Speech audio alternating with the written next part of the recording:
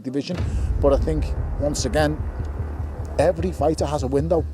I think his window's passed, which I'm sorry for, because it's a shame, because he's beat some. I'm not going to sit here and say this and say that, but you know what I come to do. I always come to fight and nothing changed, you know. I always try and find a way to get a victory, and I always try and give my all in the ring, and that's nothing's changed. You know, it's going to be a hard fight. You got a young, hungry guy. You got the guy who's a little bit older, a little bit more wise, a little bit more mature, and they think they're catching Dillian at the right time. I think if they keep winning, yeah. I mean, look, Moses is an exceptional talent. You know, he's been in the game a long time. He's got a very, you know, long-standing amateur record and pedigree. Tony Bellew cuts right through the noise, calling Dillian Whyte's confidence fake and fragile. He sees Moses Itauma as the genuine article, carrying real hunger and raw talent. For Whyte, or all the talk in the world can't hide the cracks that Bellew has just exposed. I'm a massive fan of Itauma. He's Do exceptional. you expect him to beat Dillian Whyte, or how do you see that's going? I think it's over inside 4 rounds. I don't know why I think that, because Dillian hasn't showed, well, he has shown those signs. The Tete fight was not very good. Tony Bellew praises Moses with heavyweight comparisons, even bringing up Usyk's achievements to prove size doesn't matter. He makes it clear Moses is no ordinary prospect, he's the future. And while Whyte hides behind bravado, Moses shows skill, composure, and raw ability that have legends backing him already. He's the next in line. I think he's the future of the heavyweight division. I think he's an outstanding talent. I think he's got a good team around him, Ben Davison and Lee Wiley. Wiley is the brains that study everything, and they use what we call video analysis now in boxing. They're the one team that use it to. But it wasn't just Bellew. Ben Davison also weighed in on Moses' rise with strong words. Ben Davison doesn't sugarcoat it. He calls Moses Itauma a generational talent. No timing tricks, no waiting games. Moses is already good enough to take on anyone. This is a huge contrast to Whyte, who's relying on fading experience while Moses builds momentum as the sport's next true star. I don't think Moses needs to catch anybody at a certain point in their career or anything like that. Why's that? Because I think he's good enough. I think he's plenty good enough. I think he's a generational talent, and I think it's going to take time for everybody to see that. But I think everybody can see that he has the potential. Chisora keeps it blunt. Moses Itauma is the young lion in this fight, and Whyte is walking into dangerous territory. That pressure isn't on Moses, it's all on Whyte. Chisora knows if Whyte slips, Moses will punish him brutally. This isn't hype anymore. It's a real test of survival. He's got a big task ahead of him, you know, on Saturday. So he has to deliver. You know, he's fighting a young lion, a young buck, you know, so we'll see what happens, or somebody's gonna go to jail. Moses Itauma's confidence is calm yet chilling. He isn't chasing an early knockout, but he knows the damage he carries in both hands. That's the difference between him and Whyte. Moses trains for war, not for quick fixes. If the knockout comes, so be it, but he's ready for 10 brutal rounds. That tells you the mindset of a champion, prepared for every scenario. Dillian Whyte, on the other hand, has been stopped multiple times and has shown that when the going gets tough, he breaks. Moses isn't banking on luck, he's banking on skill, endurance, and composure. The fact that he's even talking about dragging Whyte into deep rounds shows his maturity beyond his years. And that's why so many see Whyte's confidence as fake. It can't match this kind of grounded belief. If you can get guys out in the first and second round, then why not? Like, if anyone was to see how I train in camp, like for this fight, I've done 1 6-rounder, 2 6-rounders, sorry, 2 8-rounds, and the rest have been 10s. And when promoters speak on Moses, the respect only grows louder. When Eddie Hearn talks about Moses Itauma, he doesn't sound like a promoter hyping a young fighter. He sounds like a man who knows he's watching the future unfold. Hearn highlights that amateur pedigree, the experience far beyond Moses' years, and the fact he's already showing signs of greatness. That's not something you can fake, and certainly not something Whyte has over him. Dillian Whyte has always relied on his ruggedness, but that kind of approach only only gets you so far. Hearn's words show that Moses is already carving out respect in the business, not just from fans, but from the people who truly understand boxing. This isn't about being flashy, it's about being built for longevity, about being built to dominate. While Whitey clings to old wars, Moses is building a future where his name sits with the elites. That's why Eddie calls him exceptional, and he's not wrong. I think if they keep winning, yeah. I mean, look, Moses is an exceptional talent. You know, he's been in the game a long time.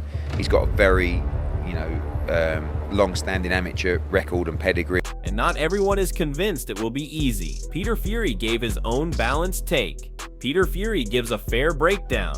Moses could wipe White out early, or he could be tested like never before. And that's what makes this fight so exciting. For Moses, there's no downside. If it's quick, it proves his power is real. If it's a war, he gains valuable experience against a veteran who has seen it all. But let's be real, Whitey being kryptonite feels like wishful thinking at this stage. His experience is fading, and his vulnerabilities have been brutally exposed before. Moses, on the other hand, is fresh, fearless, and hungry to show he can handle every situation. Fury acknowledges what fans know already. No matter how this fight unfolds, it benefits Moses. Whitey is the one under pressure, not Moses. And that's why this banana skin scenario feels more like a one-sided showcase in the making.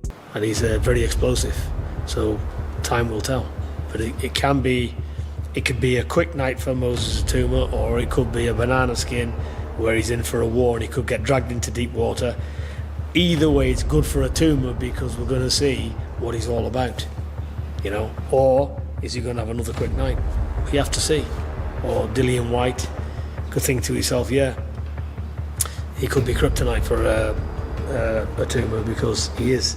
Andy Lee lays it bare. This fight is all about finding out just how good Moses Itauma really is. He points to the inactivity of Whyte and contrasts it with Moses' unstoppable run, knocking out nearly everyone in front of him. That's the narrative here. A young southpaw wrecking ball against a fading, inactive veteran. For Moses, this is the proving ground, the fight that pushes him from prospect to contender in the eyes of the boxing world. Andy doesn't dismiss Whyte completely. He just points out the obvious gap. Whyte's inactivity and mileage on the clock are clear disadvantages against a ruthless young fighter like Moses. And while some question whether Moses has faced enough top competition, the fact he's demolished everyone so far shows his ceiling is sky high. This is the moment where questions meet answers. 27 years old, and with that inactivity coming up against, an active young fighter, a southpaw who's knocked everybody out really, all barring one. These are the questions. How good is Moses Itauma? Because, to be honest, his opposition up to this point, although he's starched them all.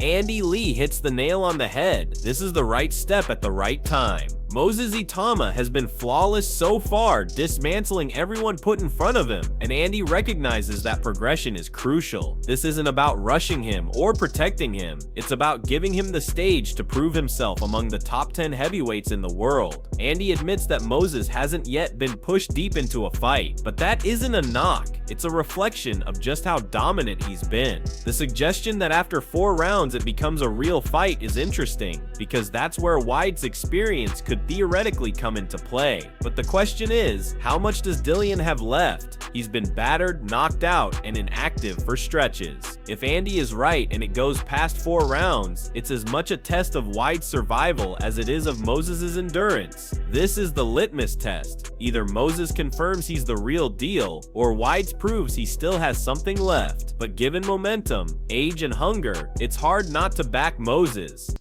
The right step up at the right time for Moses to put himself amongst those top 10 heavyweights in the world. But it could also be a mistake. If it goes, I think, my opinion, if it gets past the 4th round, then it's a real fight. Then you'll see what Moses is made of. and you'll see how much Dillian has left. And then Dave Allen offered his take, adding another layer to the debate. Dave Allen keeps it simple. He makes Moses Itauma the favorite. Despite recognizing Dillian Whyte's experience, Allen can't overlook the sheer talent and energy Moses brings. His statement, "No result would surprise me," speaks volumes about boxing's unpredictability. But when pressed, he still sides with Itauma. And why wouldn't he? Whyte has the miles, the knockdowns, the stoppages that have left him exposed. Moses, on the other hand, represents freshness, power, and the future. Allen's honesty reflects what many fans are thinking. Sure, Whyte could land something. He could try to use veteran tricks, but all signs point to Moses coming through. It's telling that even fighters who've lived and breathed this sport lean towards the 19-year-old. Allen's favorite comment isn't casual, it's a reflection of how the industry views Moses, not just as a dangerous prospect, but as the man expected to win. Whyte isn't underestimated because of a lack of resume. He's doubted because time and wars have caught up with him. Moses, meanwhile, is still climbing, and Allen knows the momentum is unstoppable. I think I make Itauma the favourite just because Dillian Whyte hasn't boxed him forever. Dillian Whyte's not been active, Itauma has, so I make Itauma the favourite based on that, but Dillian Whyte is experienced, he can punch. No result would surprise me, but I would go. Buddy McGirt makes a crucial point. If Dillian Whyte has any chance, it's in dragging Moses Itauma into deep waters. Early on, Moses is too sharp, too explosive, and Whyte will be vulnerable. The only way Whyte survives or finds success is by taking Moses past those opening rounds and forcing him into unfamiliar territory. But let's be real, that's a huge gamble. Moses has already shown he doesn't rely on fast knockouts alone. He prepares for 10 rounds every time, and his conditioning is on point. Whyte, however, has been known to fade when the pressure mounts. Deep waters are supposed to test Moses, but they might end up drowning Whyte himself. McGirt acknowledges the slim path Whyte has, but it feels more like a hope than a strategy. Moses' composure for his age is unmatched, and if the fight stretches long, it may expose Whyte's fading stamina rather than Moses' inexperience. It's a fascinating angle, but the reality is, Moses isn't a reckless puncher, he's a smart fighter, and that intelligence could neutralize any deep waters plan. Yeah, it's got to go to the deep waters. Unless somebody slips up and get caught early. But we gotta get him into the deep waters. That's the key. And finally, Shannon Briggs put it in his trademark straight-talking style. Shannon Briggs keeps it raw, acknowledging Moses Itauma's youth and strength, but reminding everyone that Dillian Whyte isn't a complete pushover. It's true, Whyte has seen it all. Big names, brutal wars, knockouts both given and taken. But Briggs frames the real question, can Moses truly crack at the highest level? Up to now, he's blown away opponents, but Whyte is the most seasoned fighter he's faced. Briggs's comment isn't dismissive of Moses, it's actually a backhanded compliment. By pointing out that Whyte isn't easy to walk through, he's setting the stage for Moses to prove himself, and that's the beauty of this matchup. It's a clash of eras, the young lion against the wounded veteran. Briggs knows that if Moses demolishes Whyte, all doubts vanish and his reputation skyrockets. But if he struggles, critics will ask questions. Still, the young and strong tag is telling. Briggs recognizes what makes Moses dangerous. Youth, power, fearlessness. These are things Whyte can't regain. And while Shannon warns against underestimating Whyte, his words almost underline the inevitable. Moses has everything in his favor to make a statement win. Young and strong. We're going to see if he can beat Dillian Whyte, though. Dillian Whyte ain't no pushover. And I think Dillian going to know that, you know what I'm saying? We're going to find out if he can really crack like they say he is. But I'm hearing things that he's been dropped in the ring, in the gym and stuff like that. But that's okay too, because I took a couple spills, little slips in the ring, in the gym. That's okay, but we're gonna see. This fight isn't just another step, it's a turning point in heavyweight boxing. If Moses Itauma delivers, he doesn't just beat Dillian Whyte, he makes a statement that the old guard is finished and the new era has arrived. A win pushes him straight into the conversation with the world's top heavyweights, showing he's more than hype. But if Whyte somehow shocks the world, it breathes life into a career many thought was done, proving experience and grit can still trump youth. It's a mental battle as much as a physical one. Moses is calm, hungry, and fearless, while Whyte hides behind bravado that even Tony Bellew called fake. The real question, who wants it more? The young lion looking to take over, or the veteran clinging to relevance? Are you backing Moses Itauma to rise as the new king, or does Dillian Whyte still have one upset left? Drop your thoughts below.